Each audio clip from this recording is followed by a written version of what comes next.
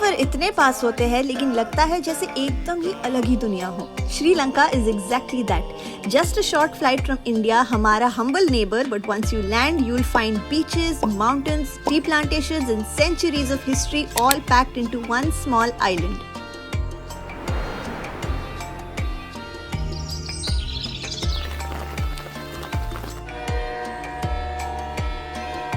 In this video, I'll take you through a complete Sri Lanka travel guide covering visas, flights, SIM and language, the best time to go, safety and of course the must-visit places like Sigiriya, Ella and the southern coast.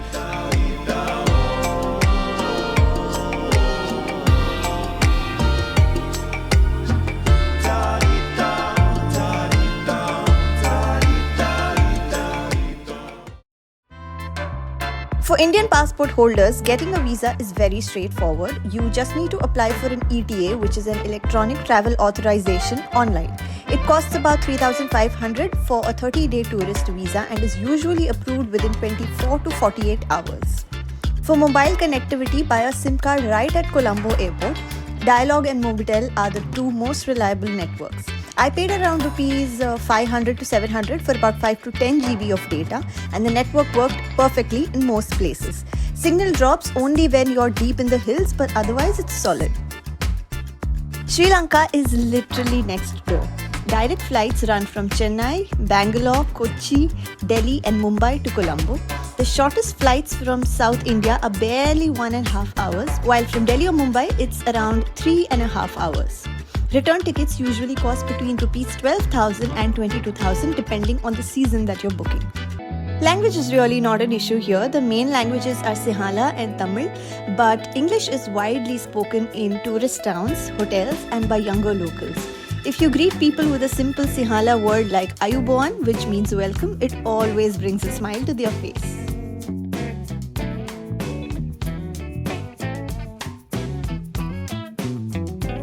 The weather can feel confusing because different coasts have different seasons, but here's the simple rule.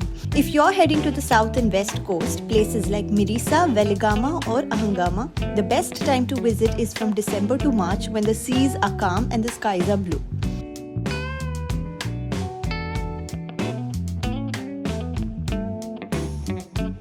If you're planning for the north and east coast like Trincomalee or Arugam, then April to September is the most ideal. And the hill country areas like Sigiriya and Ella are pleasant pretty much year-round, but March to April give you the clearest skies.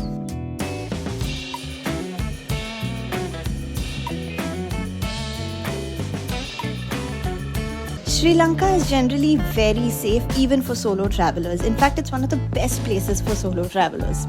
Petty theft can happen in crowded bus or train stations, but it's rare if you stay alert. Locals are very warm and very helpful. They love Indians. Tuk-tuks are everywhere, but always confirm the fare in advance or use the Pick Me app, which is like their version of Uber. Overall, it's one of the safer countries to travel in South Asia. Okay, let's start with Sigiriya, the Lion Rock Fortress. This UNESCO site is one of the most famous landmarks in Sri Lanka. The entry fee is about rupees 3,000 and it takes roughly 45 minutes to an hour to climb the 1200 steps to the top. I know it sounds like a lot, but zyada lagta nahi hai chadte chadte. On the way up, you will see an ancient fresco, the famous mirror wall and the giant lion's paws carved into the rock. Once you reach the top, the view is beautiful. It's absolutely worth it. Endless stretches of jungle, tiny villages, and blue sky all around you.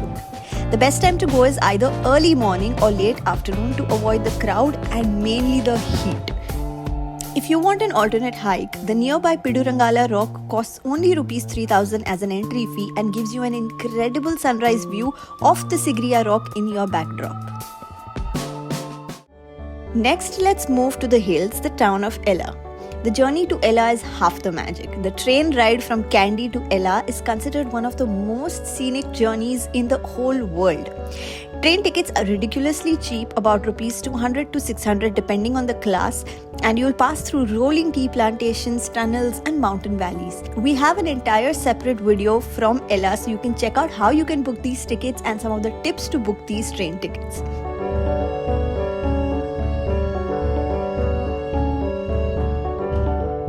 Now in Ella itself, there's plenty to explore. The Nine Arches Bridge is an iconic photo spot, best seen when the train passes across it.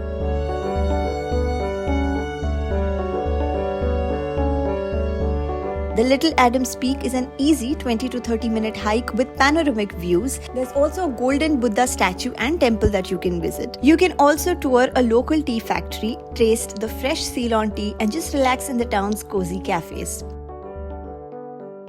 You can even go for an Ayurvedic massage if you like. They have some of the best Ayurveda therapies that you can think of. Ella has a very relaxed backpacker vibe, so it's a great place to slow down for a few days.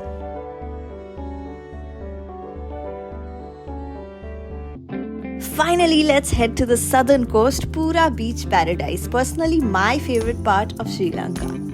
Ahangama is known for its surf schools and yoga retreats. It has boutique stays and a chilled vibe. This place really reminds me of Canggu in Indonesia. Veligama is another surf hub perfect for beginners. You can rent a surfboard for around Rs 500 an hour, and there are plenty of instructors to guide you. Now Mirisa is probably the most famous, ye aapne suna bhi hoga. It's where you can go whale watching between November and April.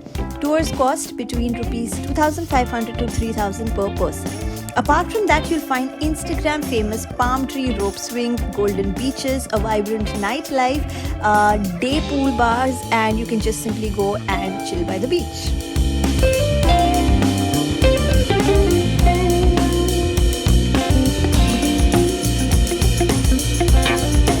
The South Coast has a mix of laid-back beach shacks, seafood grills, and stylish vegan cafes, one of the best highlights of southern Sri Lanka.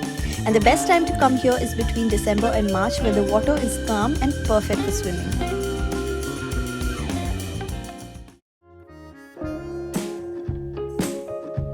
So that was our complete Sri Lanka travel guide, from climbing the Lion Rock at Sigiriya to sipping tea in Ella to surfing and sunsets on the southern beaches. Sri Lanka has it all.